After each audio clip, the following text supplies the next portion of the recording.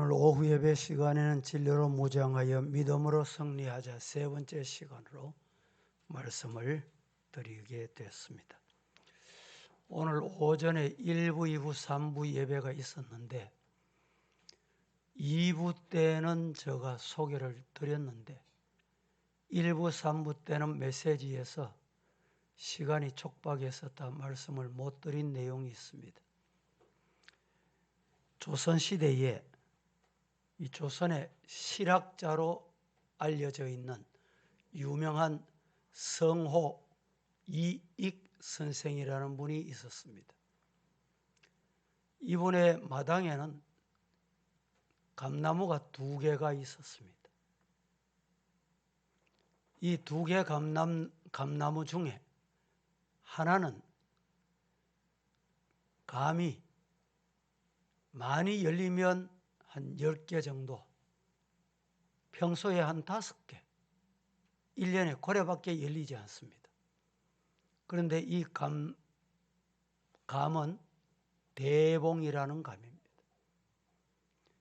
감나무 하나는 열기는 많이 여는데 돌감나무라 조그맣게 상품가치도 없고, 그래서 성호 이익 선생이 어느 날 톱을 가지고 나와서 어느 나무를 벨까 쳐다보고 또 쳐다보고, 왜냐하면 과일은 감은 많이 안 열리고 이 2 감나무 때문에 마당에는 늘 비가 오면 물이 고이고 이렇거든요. 그래서 이 2 감나무 중에 하나를 베야 되겠다 생각을 하고 톱을 가지고 이 나무 쳐다보고 또 저 나무 쳐다보고 그렇게 쳐다보고 있는데 부인이 여보 지금 뭐 하고 있어? 그래서 사실은 이 감나무는 이렇고 저 감나무는 저렇으니까 이것 중에 하나는 배 없애야 되겠다고 이렇게 하니까 성호 이익 선생 부인이 여보, 둘 다 베면 안 됩니다. 왜요? 대봉은 1년에 한 5개 정도밖에 안 열려. 그런데 이걸 아주 귀하게 쓴다는 거예요. 어떻게 귀하게 쓰느냐? 조상 제사할 때 이 대봉감 5개를 꼭 올린다는 거예요. 그러니까 놔둬야 되는 거예요. 옆에는 무슨 나무가 있었어요? 돌감나무가 있었어. 주렁주렁 열매는 많이 맺는데 상품 가치가 없고 맛이 없어. 그래서 성호 이익 선생은 나무를 베려고 하는데 여보, 그 나무도 꼭 필요합니다. 무슨 말이요? 돌감이 열려도 그 돌감을 잔잔하지만은 겨울이 오기 전에 깎아가지고 말려가지고 꽃감을 만들어서 겨울 내내 우리 아이들, 우리 가족이 이 간식으로 사용하는데 얼마나 유용한지. 그래서 결국에는 성호 선생이 졌다. 내가 이 2 감나무 다 살려둬야 되겠다. 이런 이야기가 있습니다. 왜 이런 말씀을 드리느냐? 보는 관점에 따라 다른 거예요. 성호 이익 선생은 2 감나무가 다 필요 없다, 유익이 안 된다 이렇게 생각을 했는데 부인은 그렇지 않아. 둘 다 필요한 거예요. 그래서 이런 말이 있습니다. 유단취장.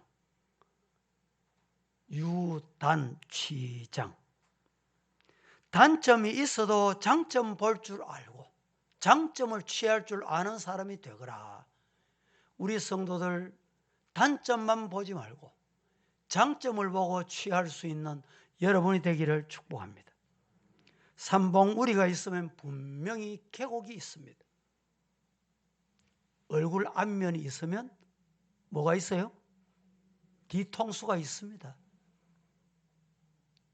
그래서 우리나라에 동전, 양면이 있다, 이런 말까지 생겨났는지 모르겠습니다. 성호 이익 선생이 들려주는 통습 가치관, 행복한 인생을 살기 위해서 삶의 지혜 9가지를 알려주고 있습니다. 그 9가지가 뭐냐 소개해 볼게요. 첫째, 세상을 비관적으로 보지 말아라. 다 같이 시작. 이왕이면 다홍치마라고 밝은 눈으로 보거라. 이 첫 번째입니다. 두 번째는 좋건 나쁘건 지난 것은 다 잊어버려라. 좋았던 것도 지나간 건 잊어버리고 안 좋았던 것도 지나갔거든 다 잊어라. 소용없는 일에, 지나가버린 일에 집착하고 애착해본들 아무 유익이 없다.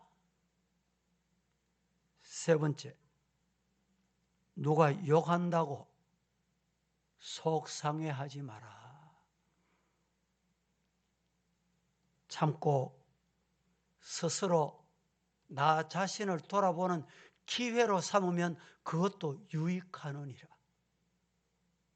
여러분을 욕하고 흉하면 기분 좋은 사람 없잖아요. 그것 때문에 속상할 거 없어. 욕하고 흉봐도 그게 나와 관계없으면 내게 아무 관계가 없어요. 성경도 그러잖아요. 그게 악한 말을 하다가 그 사람이 여러분 그것을 받을 만한 자격이 있으면 그걸 받아. 축복하면 그 사람이 받을 자격이 준비되어 있으면 축복을 받아. 그렇지 않으면 그게 내게로 돌아온다. 내게로. 네 번째, 고마웠던 기억만 깊이 간직하거라. 여러분들 고마웠던 일이 있습니까? 지난날 고마웠던 일이 있으시거든 그걸 간직하세요. 괴로웠던 기억은 깨끗이 지워버리는 것이 우리 성도들에게 영적인, 육적인 모두 다 유익하다. 이런 말입니다. 다섯 번째, 즐거운 마음으로 하루를 마감하고 잠자리에 들어라. 즐거운 마음으로 잠자리에 들어라. 분을 품지 말고 잠자리에 들어라. 그래야 꿈도 좋은 꿈을 꾼다. 이렇게 일러줍니다. 여섯 번째, 대단히 중요한 말입니다. 지혜로운 사람과 사귀고 어울려라. 시작. 성호 이익 선생이 지혜로운 사람과 어울려라. 왜? 바보와 어울리면 나도 모르는 사이에 바보가 된다. 맞습니다. 일곱 번째, 그날에 있었던 좋은 일만 기억해라. 그것이 행복의 노트가 된다. 기록에 남겨라 이 말입니다.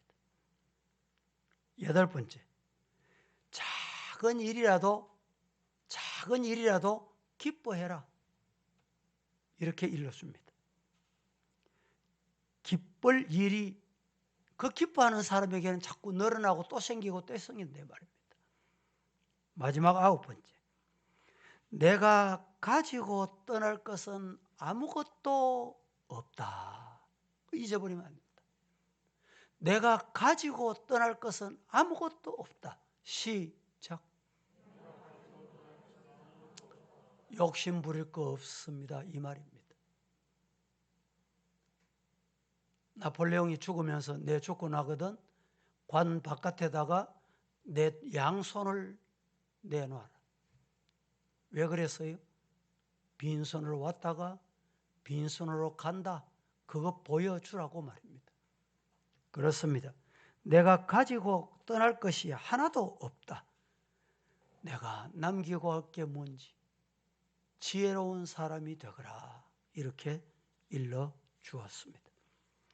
오늘은 우리 성도들이 이 교육, 신앙생활 하시면서 참 이 배운다는 것은 춥고 배고프다. 맞습니다. 말씀을 배우고 신앙생활 할 때도요, 배우는 게 참 힘들어요. 과거에 대구의 어떤 의원이 동성애법을 대구의 의원이 대표 발의를 했어요.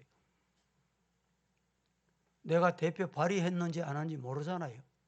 서울에서 남 목사님, 아니 대구 국회의원이 동성애법에 대표 발의했습니다.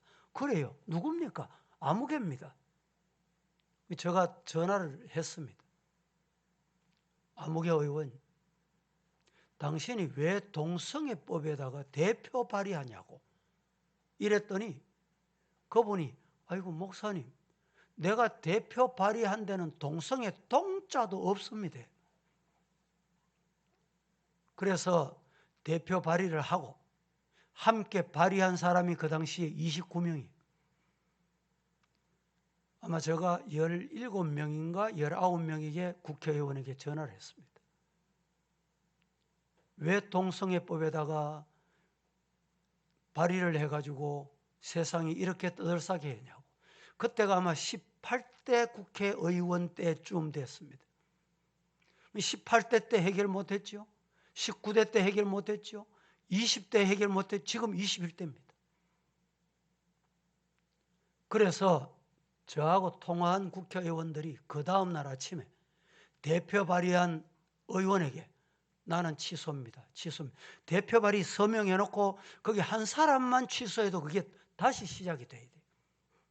그런데 12명이 대표 발의한 자에게 이해해 주시고 나는 취소합니다. 그러고 나니까 이 의원이 대표 발의한 국회의원이 저인데 그날 아침 전화 왔어요. 아이고 목사님, 내가 대표 발의한 게 그 속에 그 동성애법이 들어가 있는 줄을 몰랐다는 거예요. 몰랐다는 말이 맞아. 왜? 동성애가 여러분 그 내용이 없습니다. 그 법이 어떻게 올라갔냐? 평등법으로. 이 평등법이 한편을 보면요, 우리나라 지금 법으로 제정되어 있는 것만 봐도 잘 돼 있습니다. 그런데 동성애법이 다시 발의되어 가지고 통과되면 대다수의 사람들이 불이익을 당하는 잘못된 법이에요. 이 아침에 그분이 전화 왔길래 아이고 목사님 죄송합니다. 양해를 구합니다. 그래서 제가 그분에게 한 말이 있어요. 국회의원도 공부하고 대표 발의하시오. 제가 그 말을 던졌습니다. 국회의원도 공부를 잘 안 하려고 합니다. 학생도 공부를 잘 안 하지만은 여러분 부모님들, 어른들도 기성세대 성도들도 성경 공부를 잘 안 하려고 그래요.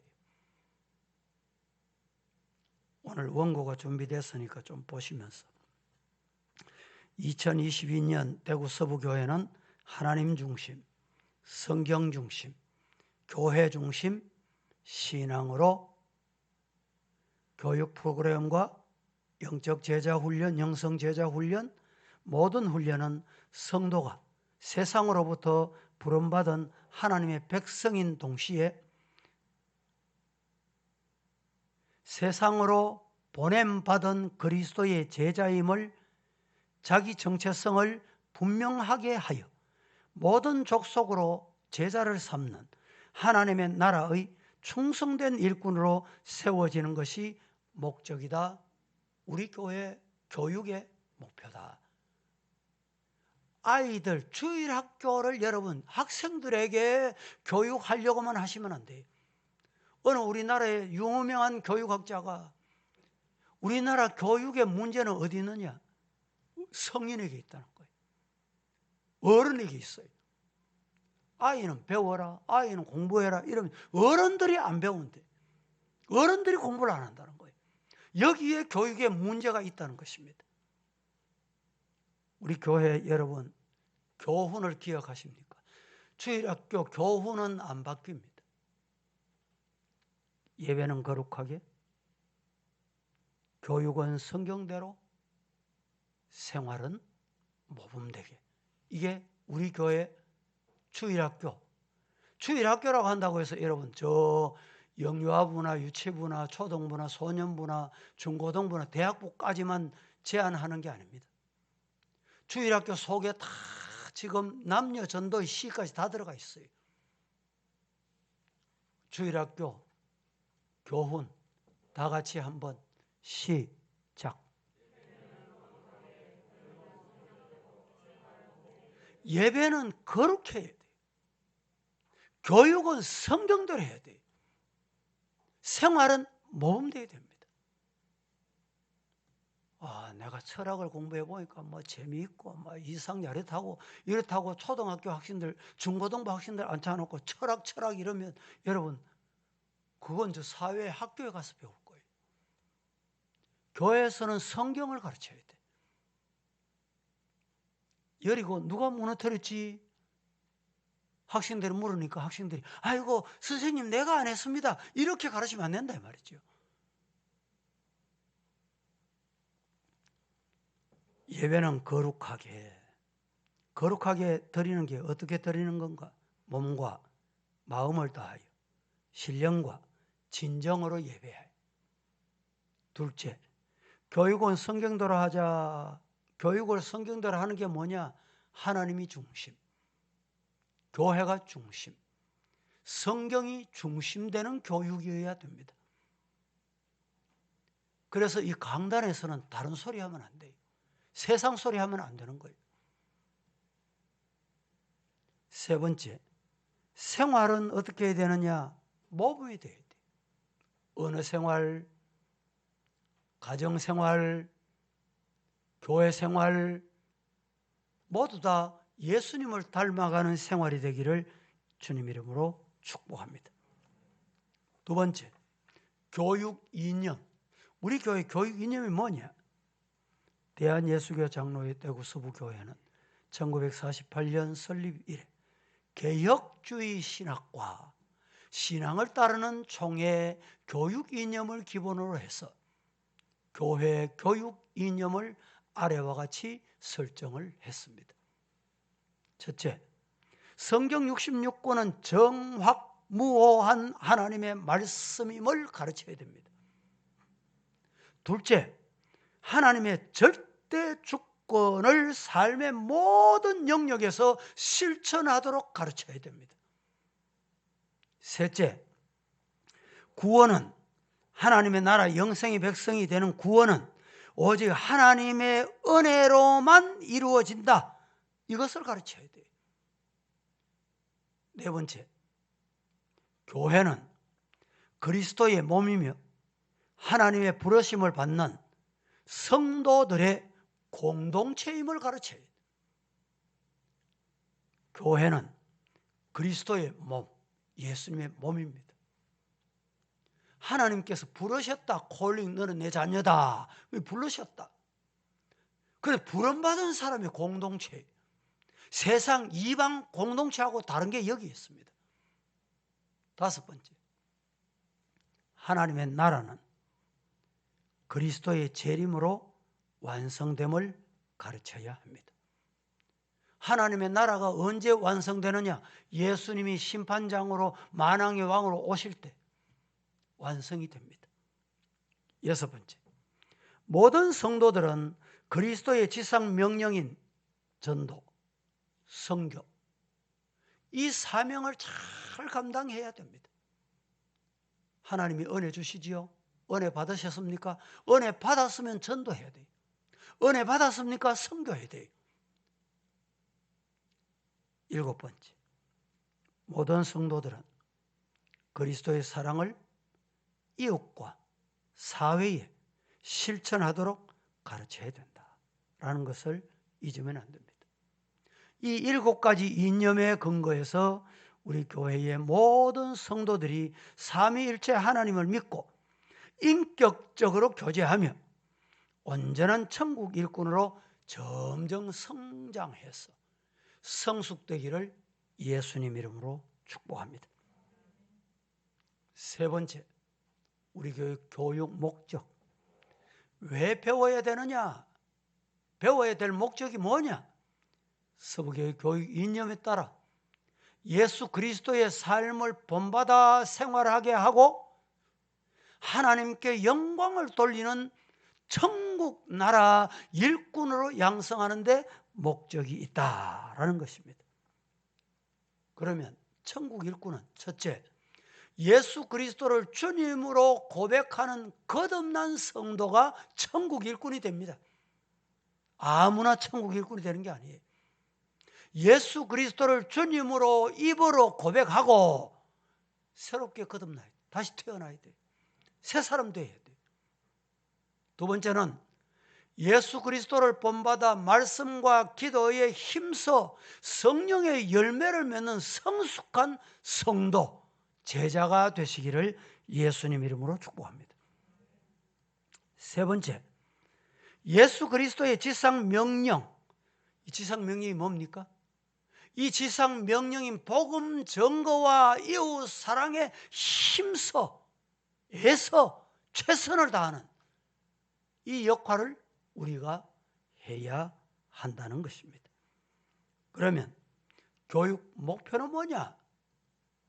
교육 목표는 서부교회 교육 이념과 교육 목적을 따라서 예수 그리스도의 삶을 본받아 생활하고 하나님께 영광을 돌리는 천국 일꾼으로 자라나게 하고 성숙하게 하고 역할하는 것입니다.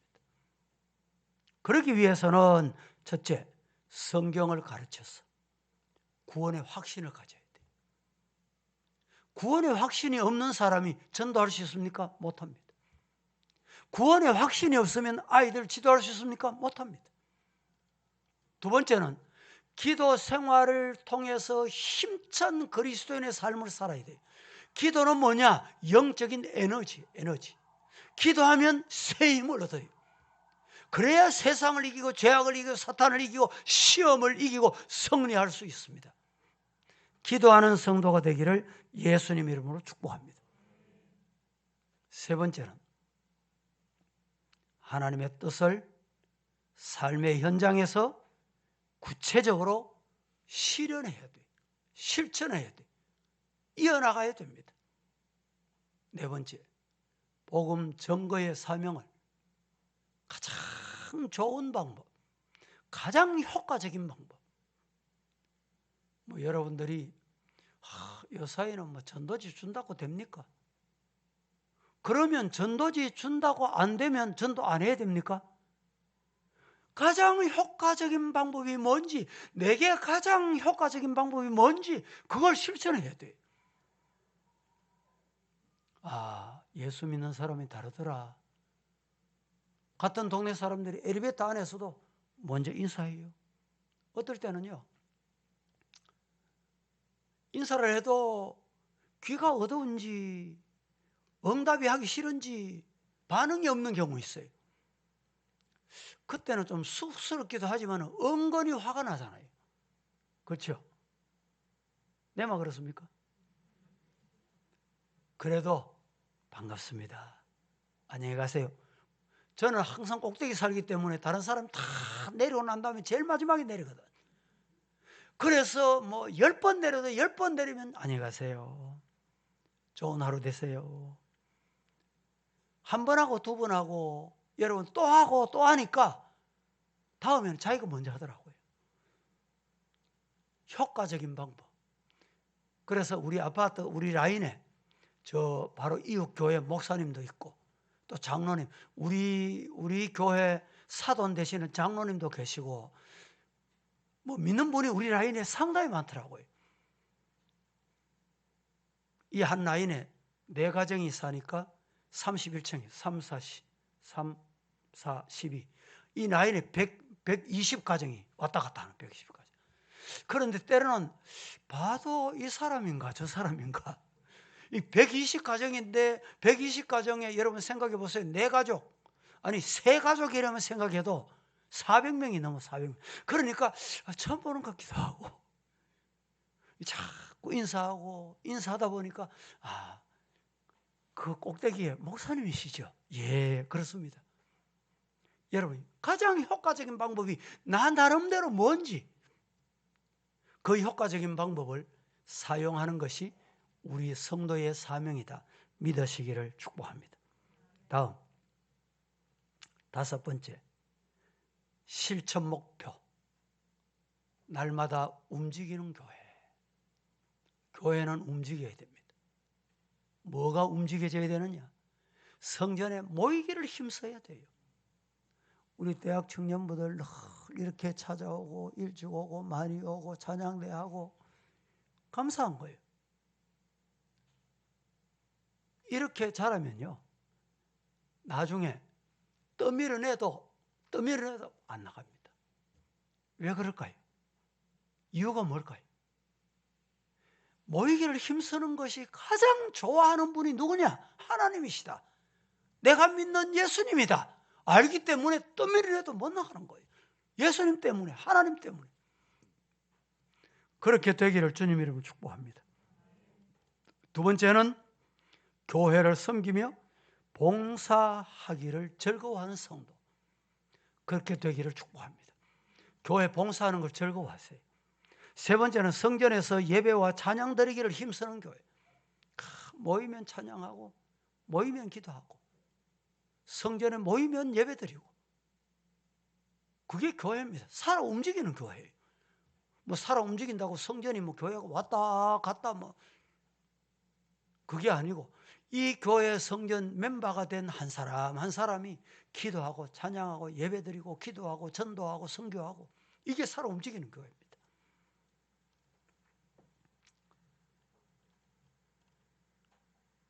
4번째는 전도하는 일로 날마다 분주한 성도.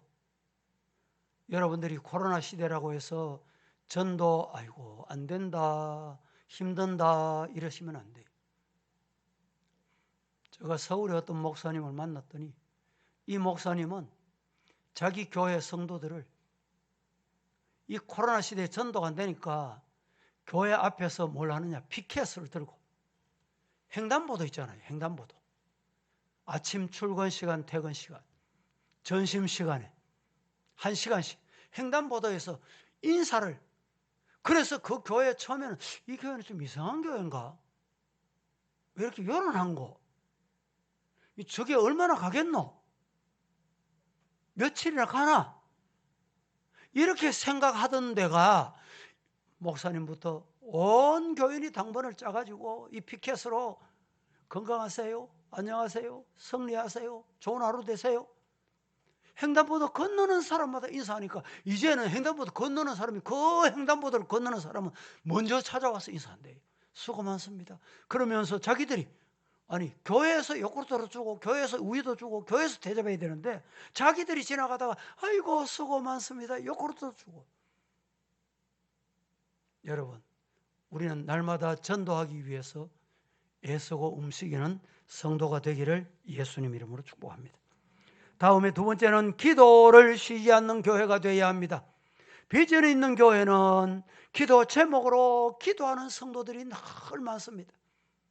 우리가 2주간이나 특별 새벽기도 했잖아요. 금년에 참 많이 오셔서 감사한데, 여러분 특별 새벽 성회 끝났다고 새벽기도 끝내지 마시고 졸업하지 마시고 기도 오십시오.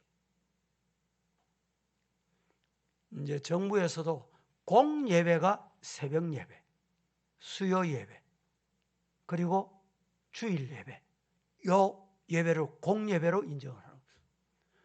그래서 제가 볼 때는 이 새벽에 와가지고 예배 드리고 그때는 아무도 뭐 감시하나 뭐 점검하거나 나오거나 이런 게 없거든요.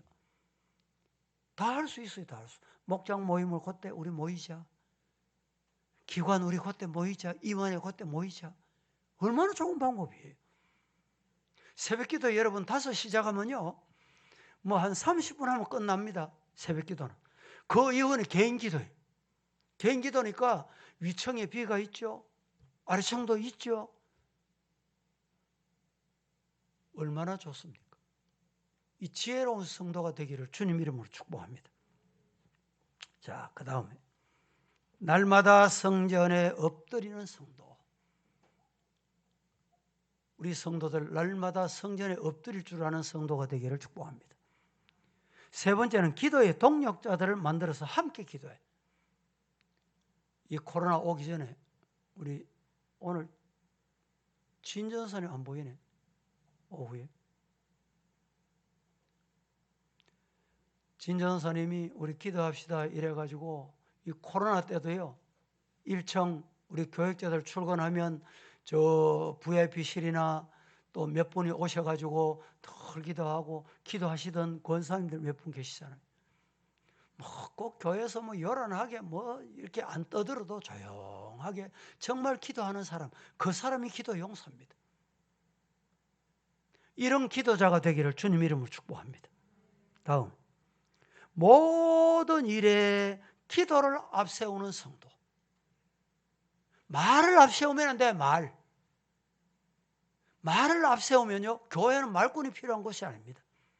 교회는 기도꾼이 필요한 것입니다. 할렐루야. 오늘 이 오후 예배 참여한 여러분들 기도꾼이 되기를 주님 이름으로 축복합니다. 다음, 모든 성도가 예수 제자가 되어야 돼. 첫째, 모든 성도가 예수의 제자가 되는 방법은 날마다 하나님을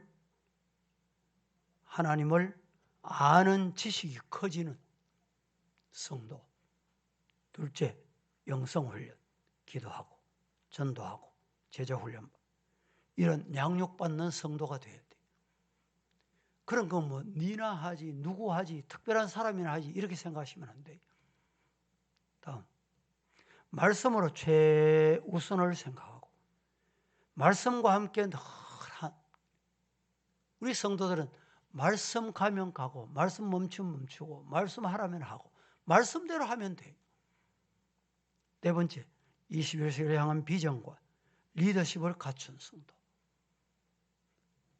네 번째는 사랑과 관심으로 참여해야 됩니다. 여러분이 이 예배 참여하는 것도 사랑과 관심으로 해야 돼요. 이 사랑이 있고 관심이 있기 때문에 오늘 이 자리에 여러분 참여하신 거예요. 새 가족이 정착할 수 있도록 관심을 가지는 성도. 새 가족이 오면 관심 가지십시오. 서로 간에 기쁨과 슬픔을 나누는 성도. 물론 개인적으로 여러 가지 상황이 있지만은 그분이 안 오면 나도 안 간다. 장례식도 안 가고 결혼식도 안 가고 이 성도가 아니에요. 이웃에게 사랑과 관심을 보여주는 성도.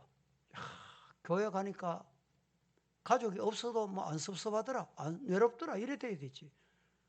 교회 가나 안 가나 똑같더라 이래 되면 안 되잖아요. 가난한 자들과 약한 자들을 돌보는 성도. 그렇게 되기를 주님 이름으로 축복합니다. 다섯 번째, 감사와 찬양으로 예배하는 교회가 되어야 됩니다. 예배 드릴 때 어떻게 드려야 되느냐? 감사가 넘치고 찬양이 충만해야 돼요.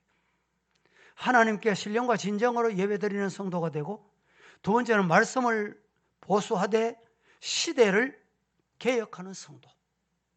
사회를 바꿔가야 돼요. 세 번째는 교회 비전에 동참하는 이런 성도가 진정한 성도입니다. 네 번째는 선교의 꿈을 품고 세계 복음화에 참여하는 성도. 여러분, 선교는 선교사가 한다 이래 생각하시면 안 돼요. 오늘 우리도 어떤 방법으로든지 선교할 수 있습니다. 우리 교회는 아마 이 코로나가 조금 지나면 정말 선교팀이, 기도팀이 좀 필요해요. 우리 최명열 선교사도 지금 5년이 넘도록 교회 건축하고 있습니다. 저 미국에 가면 교회 건축을 몇 년 하냐? 성당 건축을 100년 하는 교회가 있습니다. 100년. 100년이 됐는데 아직까지 뭐라 그러면 와시바? 묶어가지고요. 아직까지 건축합니다. 뭐 그 제2의 교회가 되려는지 이 필리핀을 위해서 기도하고 태국을 위해서 기도하고 베트남을 위해서 기도하고 캄보디아 위해서 기도하고 선교제를 위해서 기도하는 기도팀이 필요해요. 과거에는 그렇게 했는데 요사이는 여러분 회복되기를 바랍니다. 다음, 가정 예배를 드려야 됩니다. 여러분, 예를 들어서 부부가 같이 새벽기도 온다. 그러면 기도로 시작하니까 부부밖에 없으면 뭐 가정 예배라고 볼 수 있어요. 그러나 전 가족이 함께 예배 드리는 시간이 없다면 가정이 회복되는 가장 좋은 방법이 가정 예배입니다. 화면 보겠습니다. 주보에 여러분들이 이 말씀을 드리는 이유도 교환으로 사용하실 수 있도록 2022년 표에 맞추어서 가정 회복, 가정 건강, 가정 복음화를 위해서 주일은 하나님께 예배를 드리고 모든 공예배가 마치면 저녁 시간에 가족들이 함께 모여서 대화가 있는 가정, 이런 가정을 만들고 가정 예배를 회복함으로 건강한 가정 되시기를 예수님 이름으로 축복합니다. 축복합니다. 그러면 예배를 어떻게 드릴 것인가 간단하게 요약을 했습니다. 가정 예배 순서와 진행은 가족 중에 순번을 정해서 인도하면 됩니다. 가정 예배는 구역 예배 시 내가 이렇게 가정 예배를 드렸습니다 보고함으로 목장들이 가정 예배가 번성해 가도록 필요로 합니다. 예배 후에 기도의 제목을 가지고 가족들이 함께 기도하는 시간을 가지십시오. 불신 가족, 태신자, 불신 가족이 동참할 수 있도록 예배 시간에 시사 문제나 생활 문제나 가정 화복을 위해서 대화를 유도하는 것도 필요합니다. 이런 가정 예배를 통해서 우리 성도들의 가정이 경건한 가정 되시기를 예수님 이름으로 축복합니다. 기도하겠습니다.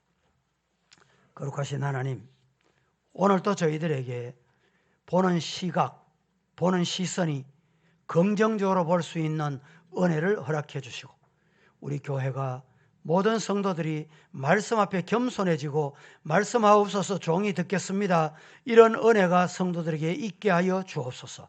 예수님의 이름으로 기도합니다. 아멘.